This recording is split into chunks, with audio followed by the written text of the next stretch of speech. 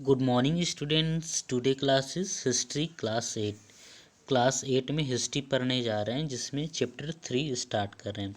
Chapter 3 में है dear student effect of British rule on Indian population, अंग्रेजी शासन का भारतीय जनजीवन पर प्रभाव। So this one dear students, आपने पिछले पाठ में अंग्रेजों की शासन की स्थापना के बारे में पढ़ा। अब इस पाठ में उनके शासन का भारतीय जनजीवन पर पड़ने वाला प्रभाव के बारे में पढ़ेंगे। सन 1600 ईसा से 1775 ईसा तक ईस्ट इंडिया कंपनी का उद्देश्य व्यापार करना था। वे भारत से कपड़ा, मसाले आदि खरीदने के लिए अपने देश से सोना, चांदी आदि लेकर आते थे। वे भारतीय सामान को विदेशों में बेचकर काफ़ी मुनाफा कमाते थे, मगर अपने देश का सामान भारतीय बाज़ारों में नहीं बेच पाते थे। So dear students, what are the main source of government today? Find out. आज सरकार की आय के मुख्य स्रोत क्या क्या है, पता लगाइए। एग्रीकल्चरल पॉलिसी ऑफ ब्रिटिशर्स, अंग्रेजों की कृषि नीति। अंग्रेजों ने शुरुआत में स्थानीय तौर पर प्रचलित एक व्यवस्था को ही चलाए रखा। बाद में उन्होंने एक निर्धारण और संग्रहण की अलग अलग व्यवस्थाएं बनाईं। ये भारत के अलग अलग प्रदेशों की सामाजिक व्यवस्था व शासन की ज़रूरतों के अनुसार तैयार की गई थी। ये जमींदारी, रयातवाड़ी या महलवाड़ी बंदोबस्त प्रथाएं थीं। पहले दौर में अंग्रेजों द्वारा लगान वसूली के लिए ठेकेदारी करने की अधिकार को नीलाम किया जाता था। जो सबसे अधिक पैसा जमा करने का वादा करता, उसे यह अधिकार दिया जाता था। ठेकेदार का यह प्रयास होता था कि वह जल्दी से जल्दी किसानों से ज़्यादा लगान वसूले। ठेकेदारों को केवल अपने लगान की वसूलों से मतलब रहता था। वे किसान के हित अहित का ध्यान नहीं रखते थे। इसलिए अब अंग्रेजों ने 1-2 वर्ष की ठेकेदारी के स्थान पर 5 साल बंदोबस्त शुरू किया। उन्हें लगा कि लंबे समय तक ठेका देने से किसानों के शोषण में कुछ कमी होगी। अब वे नए ठेकेदारों की तुलना में पुराने जमींदारों को लगान देने लगे।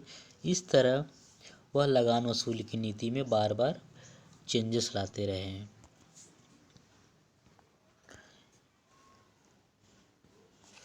नेक्स्ट है डियर स्टूडेंट्स, परमानेंट सेटलमेंट, स्थायी बंदोबस्त। अंग्रेज सरकार ने सन 1789 में बंगाल प्रांत से राजस्व वसूल करने के लिए जमींदारों के साथ समझौता किया, जो स्थायी बंदोबस्त कहलाया। कॉर्नवालिस ने फैसला किया कि भू राजस्व की वसूली जमींदारों के हाथ हो। जमींदार भू राजस्व न दे सके तो उसकी ज़मीन जब्त कर लिया जाए। उसकी जगह पर नए जमींदार को बिठा दिया जाएगा। बार बार भू राजस्व निर्धारण करने से बचने के लिए कॉर्नवालिस ने 1789 से 90 में देय भूमि के आधार पर जमींदारों को 10 साल के लिए जमीन का मालिक बना लिया। रैयतवाड़ी सिस्टम, रैयत वाली व्यवस्था। इस व्यवस्था का मूल आधार लगान का किसान के साथ सीधे करार करना था।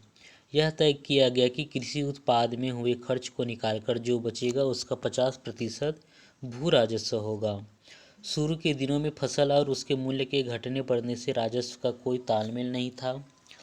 बम्बई और मद्रास प्रेसिडेंसी प्रांत में 30 वर्षों के लिए यह बंदोबस्त लागू किया गया। किसानों के साथ सीधे करार के बावजूद इस व्यवस्था से किसानों का शोषण होता रहा। महलवारी सिस्टम, जिसे हम महलवारी व्यवस्था के नाम से जानते हैं, इन 1833 टू 43 बीच अंग्रेज शासकों ने पश्चिमी उत्तर प्रदेश में एक नई लगान व्यवस्था लागू की, जिसमें पूरे गांव, जिसे महल कहते थे, लगान का बंदोबस्त दिया जाता था। अर्थात गांव के सभी कृषक परिवारों पर लगान जमा करने की संयुक्त जिम्मेदारी थी। इसमें रैयत बंदोबस्त, तरह की कृषि खर्च और किसानों के भरण पोषण का खर्च निकालकर जो बचता था, लगभग आधा हिस्सा लगान के रूप में वसूल किया जाता था। इस व्यवस्था को पंजाब, मध्य प्रदेश एवं छत्तीसगढ़ में भी लागू किया गया था। नेक्स्ट आता है district revenue collection in Chhattisgarh. Chhattisgarh में लगान व्यवस्था। अंग्रेज अधिकारियों ने छत्तीसगढ़ की लगान भू राजस्व व्यवस्था में अनेक परिवर्तन किए। उन्होंने छत्तीसगढ़ को अनेक तहसील में बांट दिया और तहसीलदारों की नियुक्ति की। प्रत्येक परगने में लगान वसूल करने के लिए अमीर और पांड्या राजस्व अधिकारी की नियुक्ति की। अंग्रेज अधिकारियों ने मराठा प्रशासन के समय प्रचलित पटेल के पद को समाप्त कर दिया और उसके स्थान पर गौटिया का पद सृजन किया।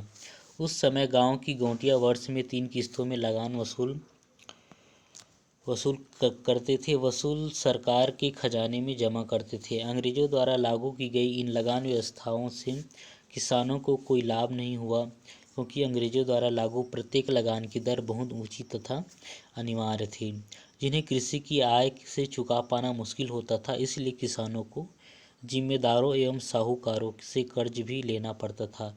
नियत समय पर कर्ज न पा सकने की उनकी जमीन साहूकारों द्वारा हड़प ली जाती थी।